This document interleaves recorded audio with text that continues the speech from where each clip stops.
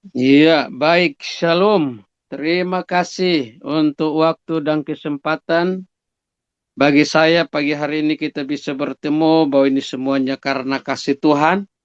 Bahwa kita dipertemukan dalam ibadah di pagi hari ini. Untuk saling menguatkan, saling memberkati satu sama yang lain. Dan saya bersyukur bahwa saya hidup hanya karena kasih Tuhan. Saya hidup hanya karena mujizat Tuhan. Kalau bukan Tuhan Yesus tidak mungkin ya saya bisa bertemu dengan ibu bapak semua yang hadir dan saya hidup hanya karena mujizat Tuhan. Ini nyawa sambungan karena sebenarnya saya meninggal pada tanggal 15 Desember tahun 99 ketika terjadi peristiwa pembakaran sekolah Alkitab yang berada di Jakarta Timur atau di daerah Cipayung dekat Taman Mini. Dan ketika terjadi peristiwa itu, saat itu kami mahasiswa tinggal di dalam asrama. Jumlah kami malam hari itu sekitar 337 orang, itu mahasiswa sendiri, tapi belum pasien orang gila, narkoba, staf di dalam banyak. Nah, sehingga malam hari itu ketika masa itu masuk, kami yang ditangkap 37 orang, lalu kami dipotong, ya. Jadi yang dipotong itu 37 orang, yang meninggal dua. Satu namanya Sariman, orang dari Jawa Tengah, dan satu saya sendiri. Tapi saya bersyukur bahwa untung ada Tuhan Yesus. Dan saya tidak pernah membayangkan bahwa saya akan mati seperti itu. Saya akan dibunuh seperti itu. Saya juga tidak pernah minta, ayo potong saya, biar jadi pendeta terkenal. Tidak pernah minta. Namun memang dalam nggak sadar memang saya digiring ke sana untuk iman saya diuji. Ya, ternyata memang ikut Tuhan Yesus ini tidak gampang. Harus siap menderita. Ya, bukan hanya cuma diberkati, sehat, tapi harus siap menderita. Karena saya akan percaya setiap ujian itu, di balik itu pasti ada mujizat. Mau masalah apapun dalam setiap kehidupan kita, pasti ada punya masalah kita masing-masing. Bahwa Tuhan sedang mengizinkan segala sesuatu terjadi, karena tujuannya di balik itu, pasti mujizat Tuhan akan dinyatakan. Ya. Nah, sehingga lewat peristiwa ini, saat itu umur saya baru 19 tahun. Tapi saya bersyukur umur 19 tahun, saya baru datang dari Kupang, ya, belum lama di Jakarta, belum lama di sekolah itu, ya, di sana iman saya diuji. Umur 19 tahun iman saya diuji dengan pedang. Umur saya 19 tahun iman saya diuji, ya, masuk dalam penganiayaan. Bukan mencuri barang orang, tapi ini benar-benar diuji. Karena firman Tuhan, bahwa setiap orang yang percaya kepada Yesus Kristus akan mengalami aniaya. Umur 19 tahun saya sudah mengalami yang namanya itu di alam maut, ya. Karena apa ya saudara-saudaraku, dokter sendiri angkat tangan. Ini tulang leher putus, cairan otak keluar, darah habis. Bahkan saraf-saraf tidak bisa disambung sama dokter. Kalau dipotong di kaki, di tangan atau di badan nggak apa-apa. Ini potong babi, ya, potong ayam di leher, saudara. Nah, ternyata memang ikut Yesus benar-benar akan diuji. Bukan kita nggak bisa berbicara lagi mengenai berkat Tuhan. Berkat pasti sudah ada di sana. Tapi benar-benar iman kita akan diuji. Apakah kita akan bertahan dalam ujian itu atau meninggalkan iman. Nah, ini saudara-saudaraku yang dikasih oleh Tuhan. Sehingga bahwa lihat peristiwa itu, saya melihat bahwa ternyata di balik kematian ada kehidupan. Karena saya sudah melewati hal itu semua. 4 hari dalam ruang ICU. Ya, 5 jam di dalam alam maut. Tapi prosesnya begitu luar biasa. Kita punya Bapa itu hebat. Kita punya Yesus itu hebat. Sehingga lewat peristiwa itu Tuhan memperlihatkan bahwa di balik kematian ada kehidupan. Saudara mungkin belum mengalami yang namanya di dalam ruang ICU. Mungkin ada yang ada. Mungkin belum mengalami yang namanya masuk dalam alam maut. Ya, saya umur 19 tahun sudah melewati itu semua. Namun lewat peristiwa itu pun saya melihat bahwa ternyata Lewat peristiwa yang Tuhan izinkan ini, Tuhan memperlihatkan segala sesuatu yang tidak pernah saya bisa bayangkan. Ya, bahwa ternyata di balik kematian ada kehidupan. Kehidupan yang sesungguhnya bukan di bumi. Kehidupan yang sesungguhnya waktu kita akan pulang kembali ke rumah Bapa di surga. Maka ada dua ayat yang saya akan bagikan buat saudara di dalam 2 Korintus pasal yang kelima, ayat yang pertama, ya.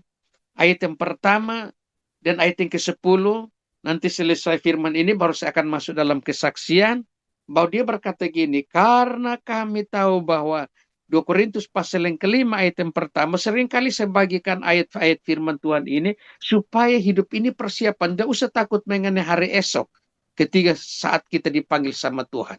Ya, maka di dalam firman Tuhan 2 Korintus pasal yang kelima ayat yang pertama, karena kami tahu bahwa jika kemah tempat kediaman kita di bumi dibongkar, Allah telah menyediakan satu tempat kediaman di surga bagi kita, satu tempat kediaman yang kekal yang tidak dibuat oleh tangan manusia.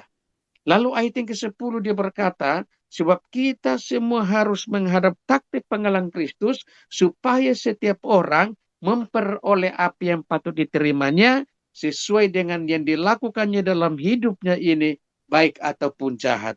Demikian jauh firman Tuhan.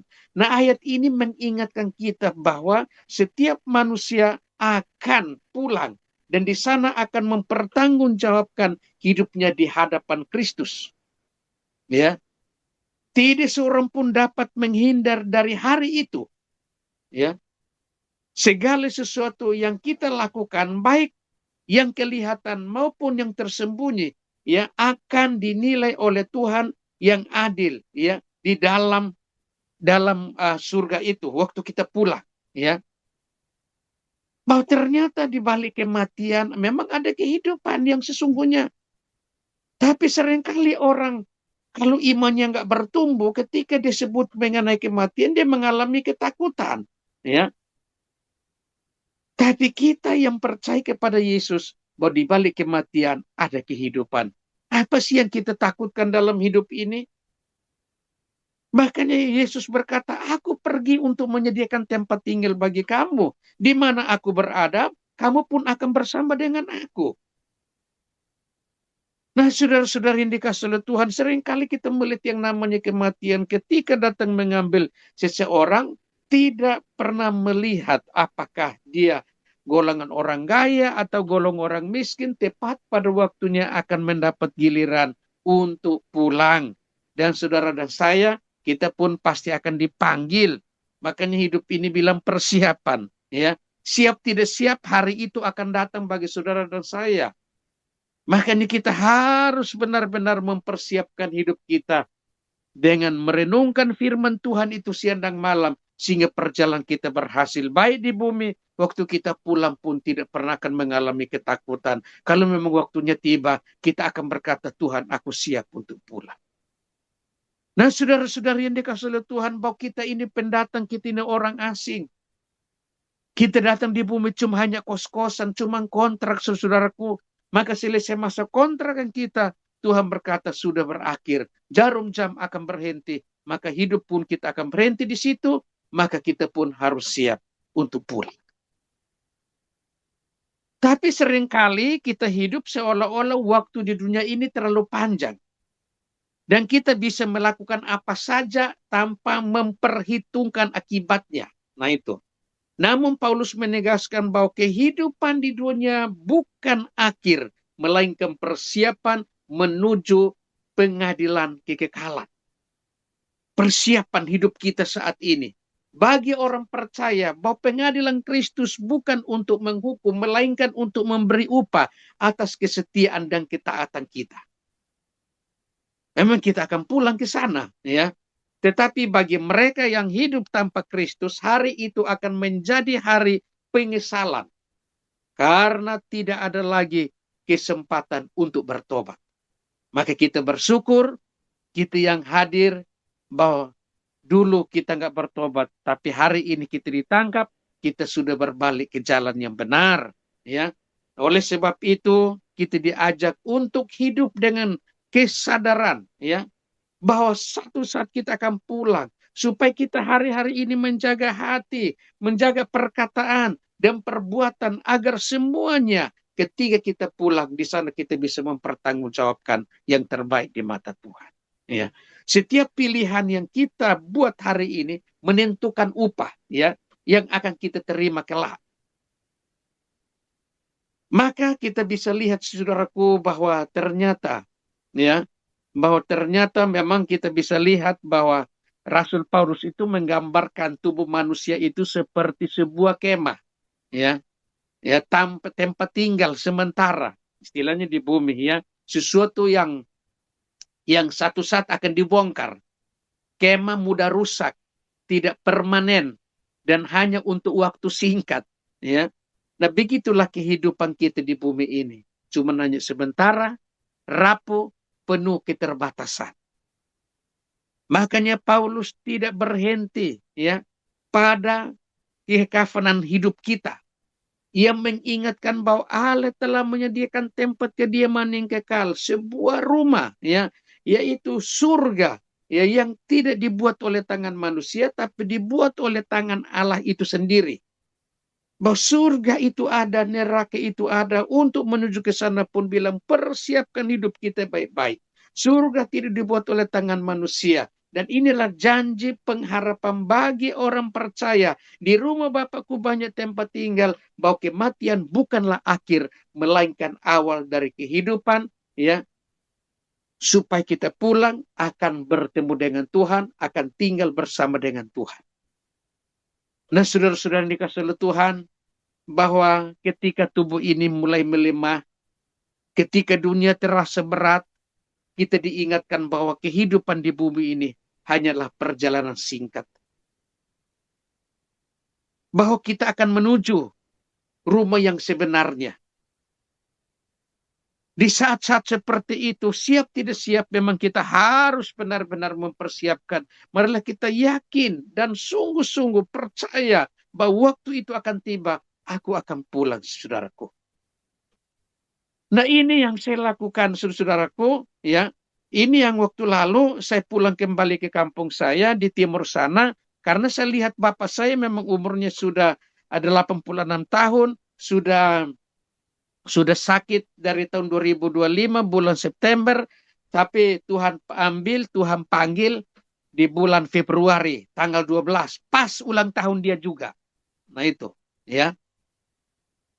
Nah, sehingga waktu saya pulang, dalam waktu 2 hari itu, saya masih, tanggal 10 saya sudah pulang, akhirnya ketemu, ya. Di sana saya ketemu, saya nggak ngomong yang lain. Sakitmu seperti apa? Saya tidak mau, karena saya kena percaya, ini sudah 2 hari tidak makan. Ya, kalau sudah sakit, kalau 2 hari tidak makan, hitung-hitung, berarti 4 hari ini, dia tidak akan kuat, pasti dia harus pulang. Nah, itu prediksi saya benar. Nah, sehingga tujuan saya bilang, Bapak, marilah kita berdoa, serahkan hidupmu kepada Tuhan. Jangan takut. Bapak sudah pernah dengar kesaksian, sesudah pernah sampai di tempat itu, Bapak juga pasti akan sampai di tempat itu. Apakah Bapak siap untuk pulang ke tempat itu? Pulang kembali ke rumah Bapak di surga? Jangan pikirkan anak-anakmu, jangan pikirkan cucu cicitmu, tapi jangan pikirkan istri, jangan pikirkan kebunmu, tapi pikirkan bahwa Bapak nanti akan pulang. Apakah Bapak siap? Kita akan berdoa. Kalau Bapak siap, kita berdoa. Tiba-tiba bilang siap. Apakah Bapak siap pulang kembali ke rumah Bapak di surga? Suaranya turun, gayanya Bapak tua-tua takut. Ya. Kuatkan lagi, jangan takut, harus jawab dengan tegas. Karena Tuhan siap akan menanti Bapak. Apakah Bapak siap untuk kita berdoa dan serahkan hidupmu kembali kepada Tuhan? Tiba-tiba diangguk bilang siap. Ya, kalau begitu mari kita berdoa. Berdoa selesai baru ya ngomong mengenai firman.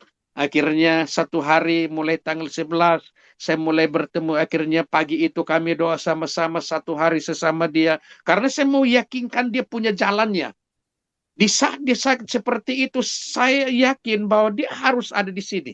Ya, lihat renungan, ngomong firman Tuhan supaya dia benar-benar hatinya mantap. Nah itu. Akhirnya disitulah saya sampaikan terus. sampaikan terus. Lalu hari Kamis pagi saya ngomong sama dia. Saya bilang, Bapak nanti sebentar saya akan tanggal 12 Februari. Saat itu saya bilang nanti malam saya akan ada KKR di gerejanya Pak Mel Atok. Jadi mungkin kita dua akan berpisah di sini. Bapak kembali ke surga, saya pergi pelayanan ke Kupang.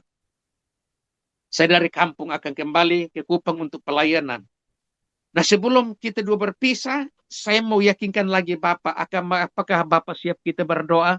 Dan Bapak saya mau tanya lagi, apakah Bapak siap mau pulang kembali ke rumah Bapak di surga? Tiba-tiba dia jawab, saya siap. Apakah Bapak siap? Suaranya turun. Apakah Bapak siap? Dia anggap. Saya bilang, kalau begitu doakan saya. Saya berdoa. Saya pegang tangan yang sebelah kiri, pegang seperti jabat tangan sambil berdoa.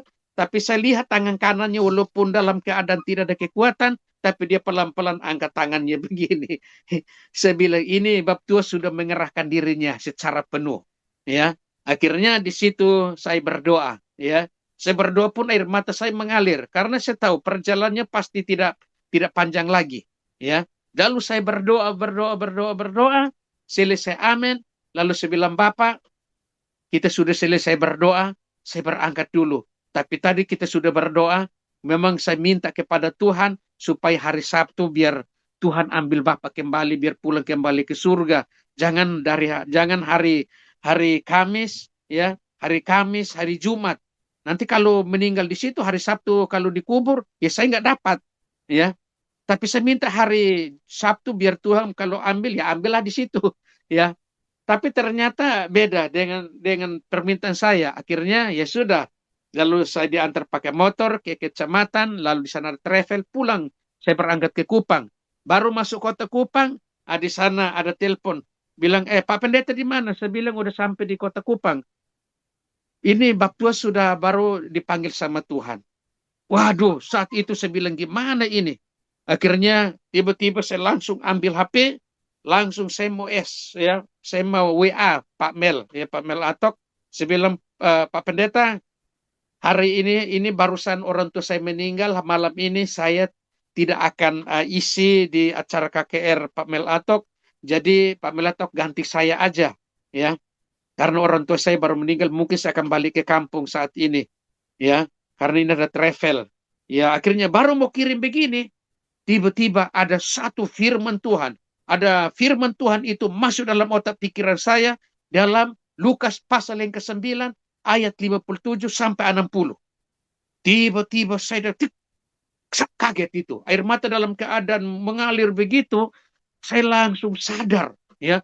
Langsung saya baca firman Tuhan itu secara garis besar bahwa anak manusia tidak mempunyai tempat untuk meletakkan kepala. Ada seorang pemuda bertanya, Guru, izinkan saya untuk pergi menguburkan orang tuaku. Tiba-tiba apa jawab Tuhan Yesus? Biarkan orang mati menguburkan orang mati. Engkau pergi menceritakan kabar baik kemana-mana. Cuk, kaget saya. Waduh, gimana ini? Akhirnya tiba-tiba WA itu saya langsung hapus. Terus tidak jadi. Lalu saya telepon kakak saya, ada abang saya yang satu di kota Soe. Di sana dia juga pelayan Tuhan. Akhirnya saya bilang, Kak, ini gimana ini? Ya, ini juga, ini waktu kita mau pulang atau gimana? Bilang, udah, Pak Pendeta teruskan pelayanan. Biarkan saya terus, ya, saya pergi ke kampung, saya bawa babi ini pergi ke kampung, antar ke kampung, sampai sana kami urus. Pak Pendeta ini bilang, ya udah, nanti besok pagi saya izin dulu. Karena ini 4 kali pelayanan, hari Kamis, hari Jumat, Sabtu, Minggu, ini ada 2 gereja dan ada 2 persekutuan, mungkin saya akan batalin yang 3-nya, ya. Baru besok saya ke kampung, gitu. Akhirnya ya udah, saya bilang, saya terus. Akhirnya udah sampai di hotel, masuk, check in, langsung turun sampai di tempat tidur, air mata mulai mengalir, nangis begitu luar biasa.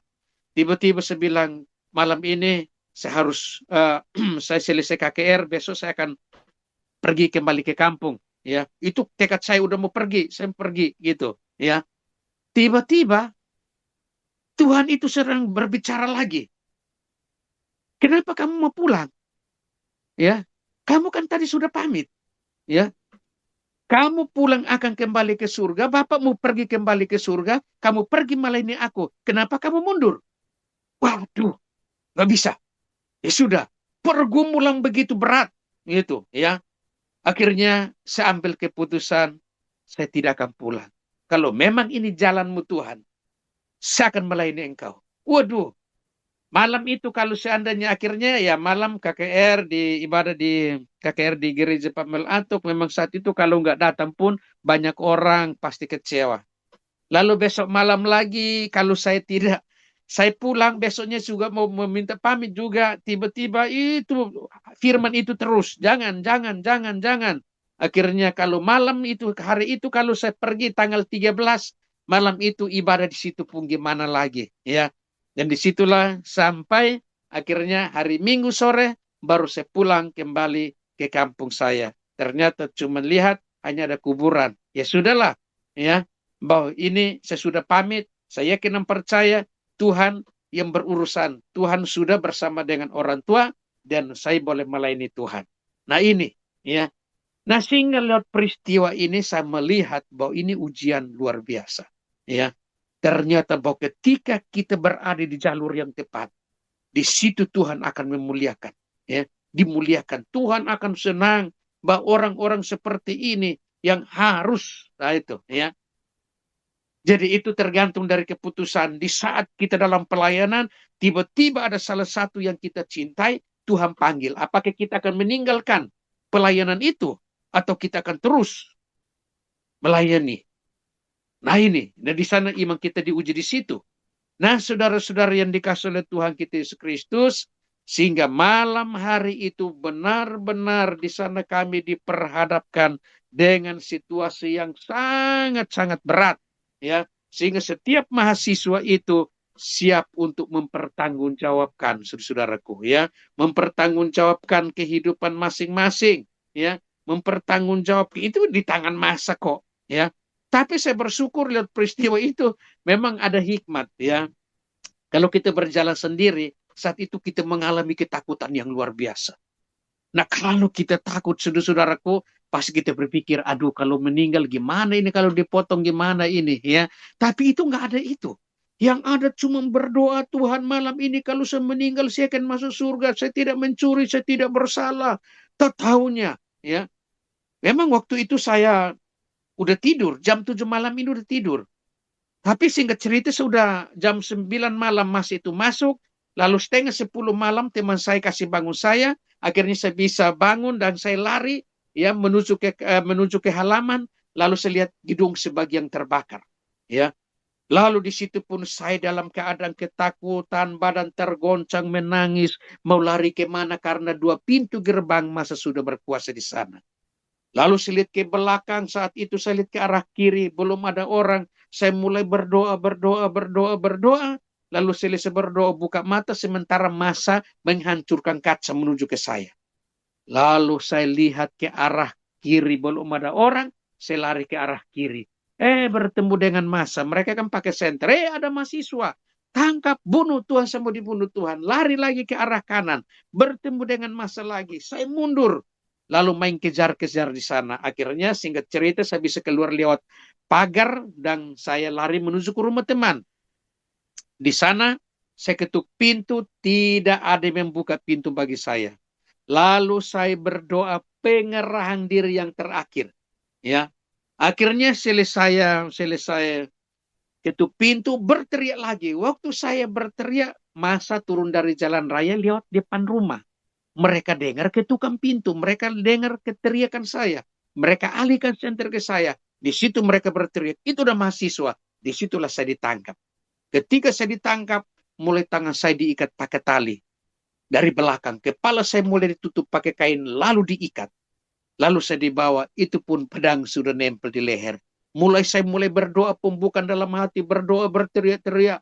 Malam ini kalau saya meninggal, saya akan masuk surga, saya tidak mencuri, saya tidak bersalah. Tuhan Yesus tolong saya. Saya yakin dan percaya Engkau ada di samping saya, berdoa dalam keadaan ketakutan. Tapi pedang sudah nempel di leher, ini udah bolong. Karena dipotong kayak babi kan gini.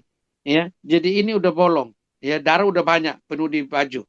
Tak taunya ada yang tendang saya jatuh dalam got. Nggak bisa bangun lagi. Seorang bapak angkat saya, taruh di atas tubuh gini, dia banting saya, akhirnya pingsan malam hari itu. 5 menit kemudian saya sadar, saya berdoa, Tuhan Yesus tolong saya. Ternyata masih masa ada di situ. Lalu mereka berkata, loh orang ini masih hidup. Orang ini masih berdoa. Lalu mereka berkata, Mas bangun.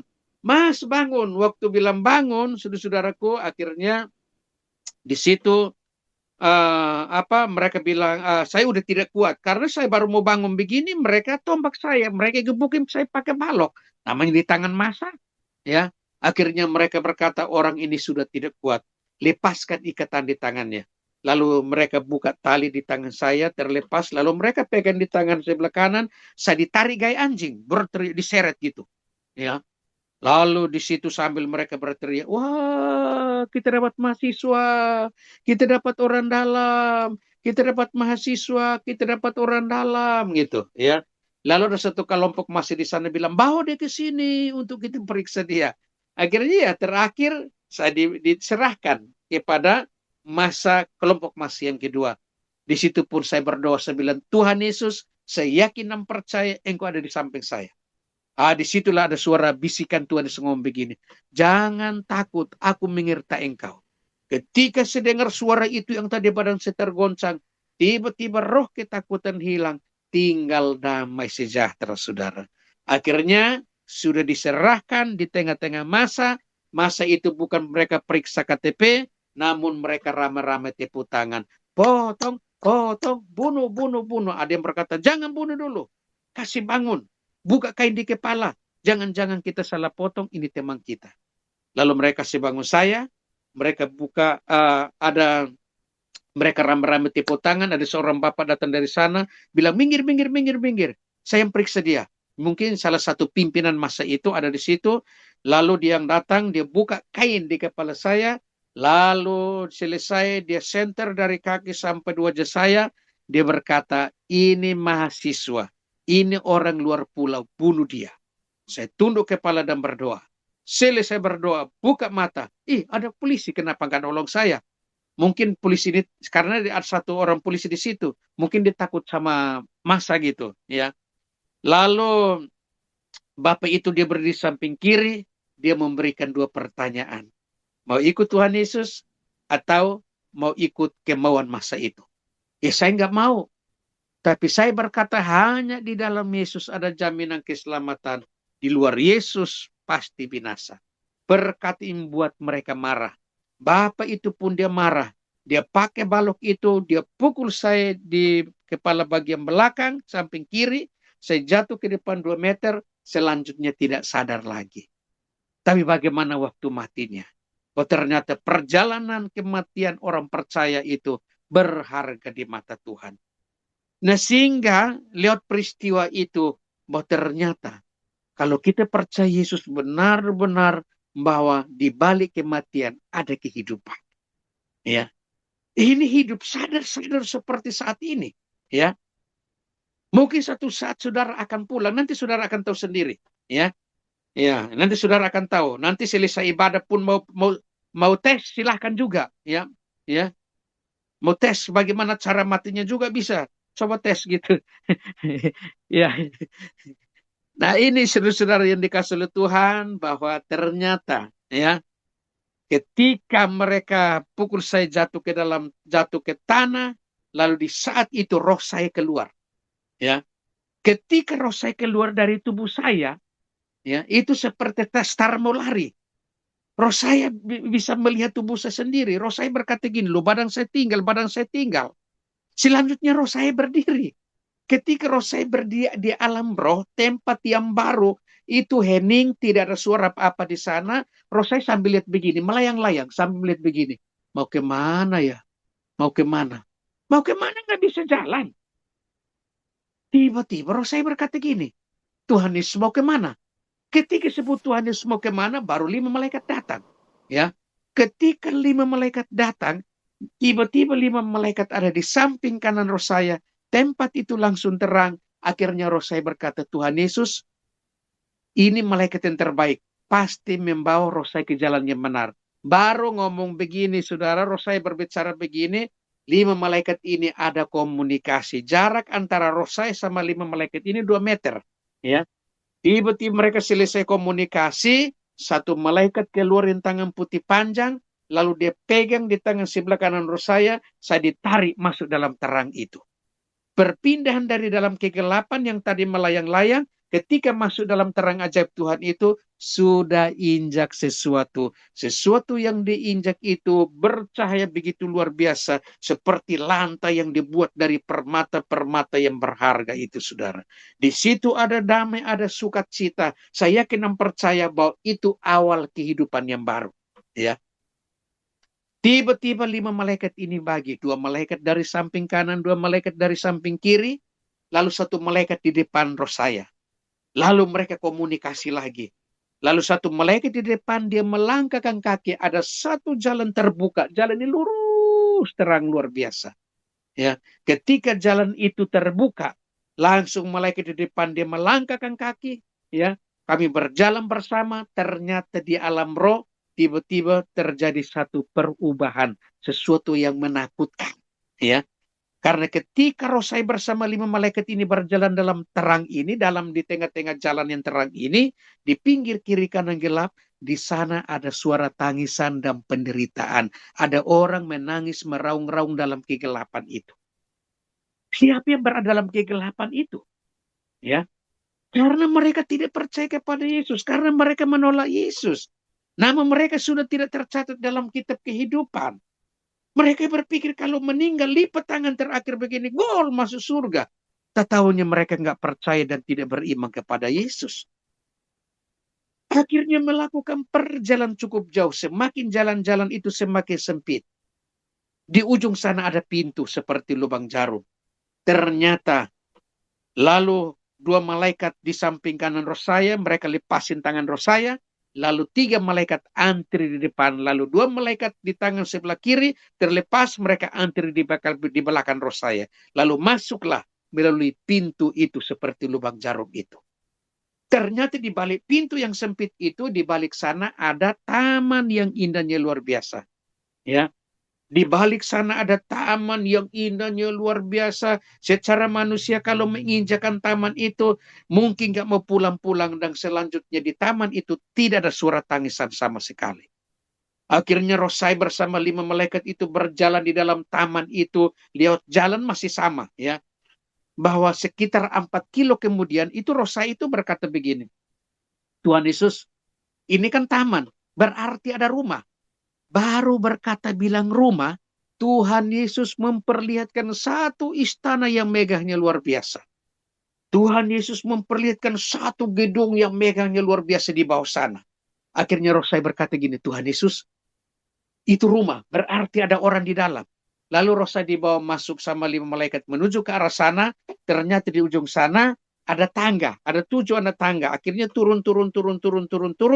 Lalu menuju ke rumah itu. Ternyata waktu masuk dalam rumah itu, persis gaya dalam gereja, di sana ada pujian, ada penyembahan yang begitu luar biasa. Karena banyak jiwa-jiwa, mereka dulu di situ di kursi putih yang panjang, mereka berdiri sambil tepuk tangan, ada yang duduk, ada yang menari, bahkan pujian penyembahan yang begitu luar biasa. Tiba-tiba ada suara berkata, ini orang-orang yang percaya kepada Yesus sehingga ditempatkan di sini.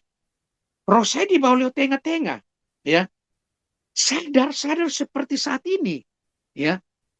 Akhirnya roh saya tiba-tiba dibawa lagi masuk dalam ruangan kedua, masuk ruangan ketiga, persis seperti ruangan yang pertama. Di sana ada pujian penyembahan. Saya yakin dan percaya itu jiwa-jiwa orang benar, keluarga kita meninggal dalam Tuhan, mereka ada di situ menaikkan pujian penyembahan kepada Tuhan.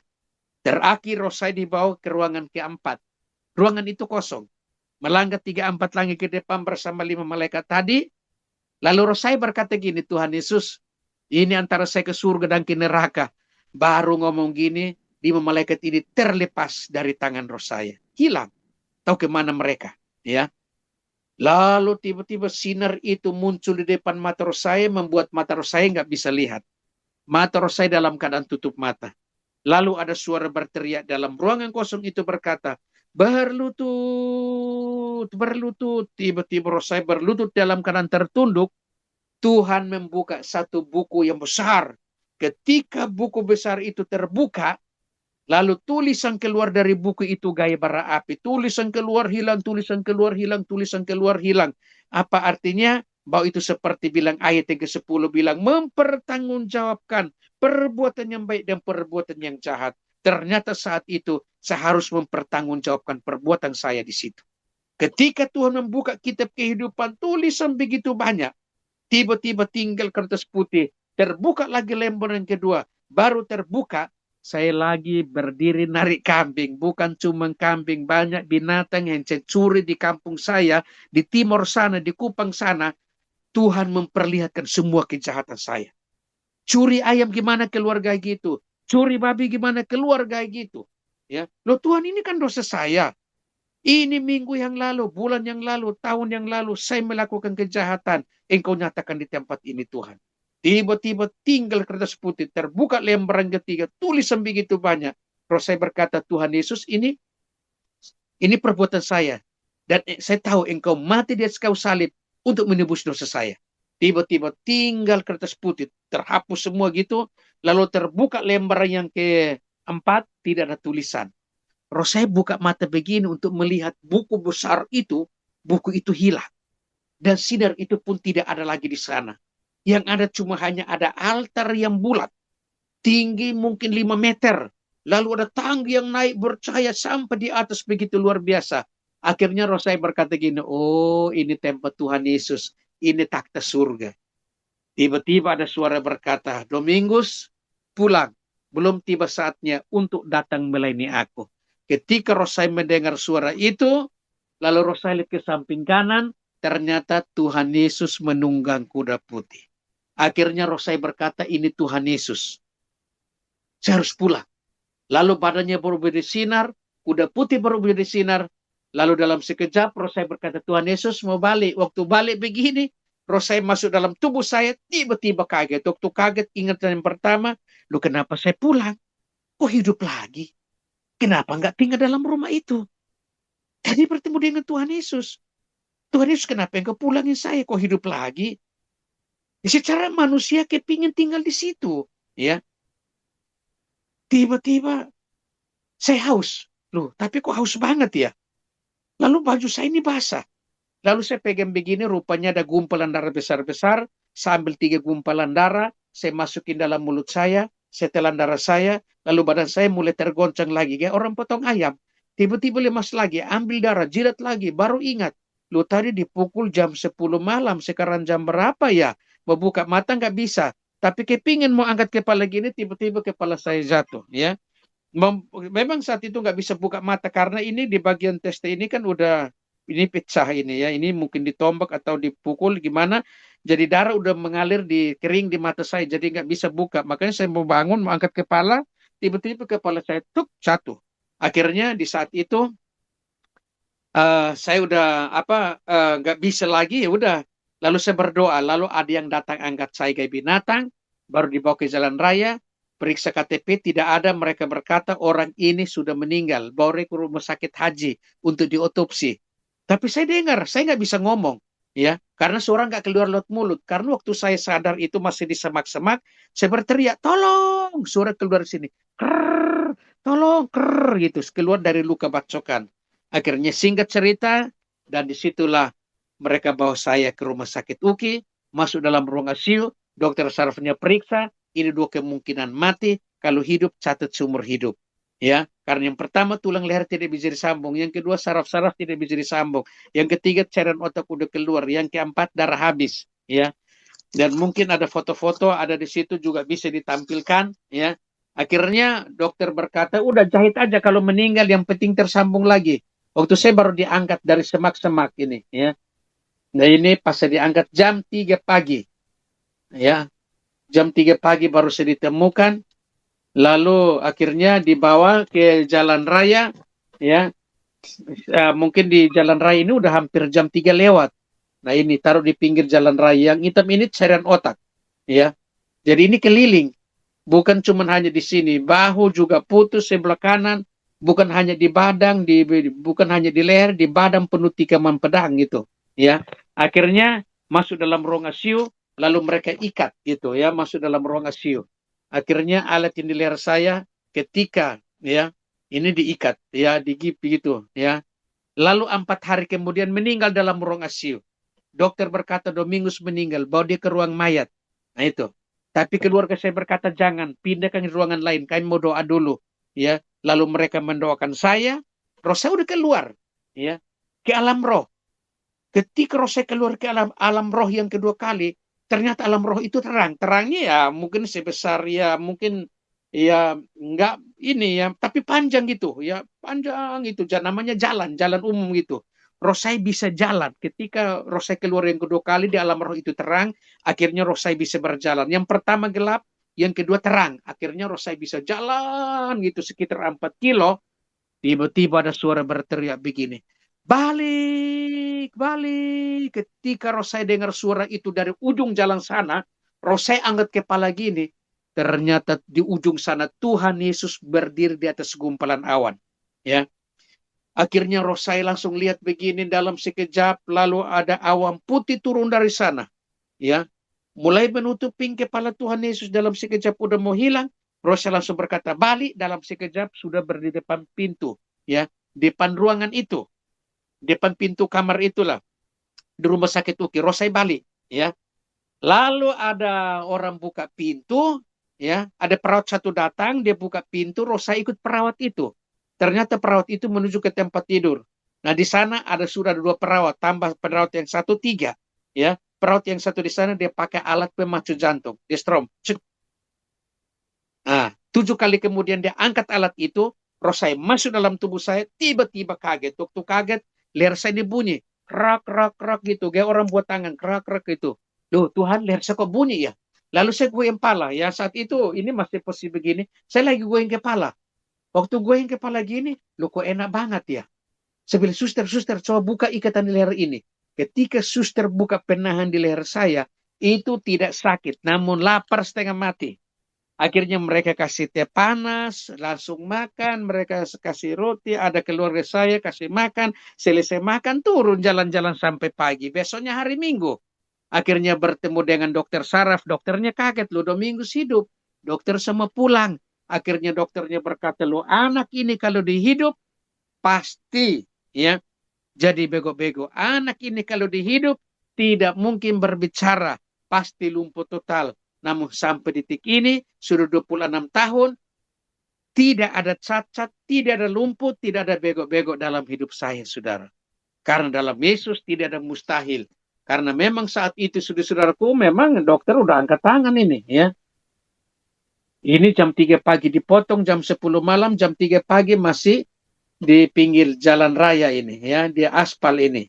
Ya, lalu setengah 4 pagi baru sampai rumah sakit UKI. Akhirnya saat itu bukan cuma saya, ini teman, ya. Ini dari Jawa Tengah yang ketika saya keluar sama dia, ketika dia jatuh mulutnya dibelah, baru dipotong lehernya ini. Ya, jantungnya diambil juga kata teman yang lihat, ya. Lalu saat itu pun dia mau nangkis pedang, tangan sebelah sana putus ini. Nah, ini yang saya bagikan bahwa ternyata ikut Tuhan Yesus, ya, tidak gampang.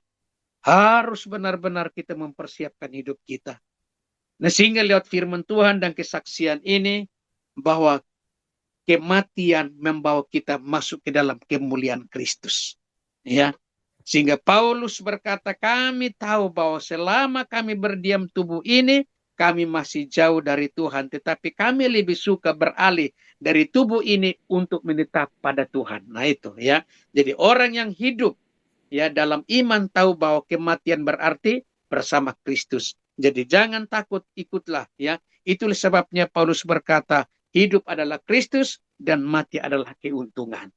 Sehingga kita pagi hari ini lewat kesaksian, lewat firman Tuhan yang 2 ayat itu, bahwa marilah kita mempersiapkan hidup kita, merenungkan firman Tuhan sepanjang hari, di mana kita berada, maka di sana kita komunikasi terus dengan Bapa, sehingga waktunya tiba itu kita pun berkata dengan kekuatan Tuhan, bahwa kita siap untuk berbalik. Karena bumi ini bukan tempat kita, Tapi tempat kediaman kita akan balik ke rumah Bapa di surga. Inilah yang saya bagikan. Tuhan Yesus memberkati bahwa kematian bukan kekalahan, melainkan kemenangan bagi orang percaya. Luar biasa. Ya, inilah yang saya bagikan. Tuhan Yesus memberkati. Marilah kita tunduk kepala dan kita berdoa dan bersyukur. Tuhan Yesus, kami berdoa dan bersyukur. Kami bisa bersama-sama merenungkan firman Tuhan itu siang dan malam.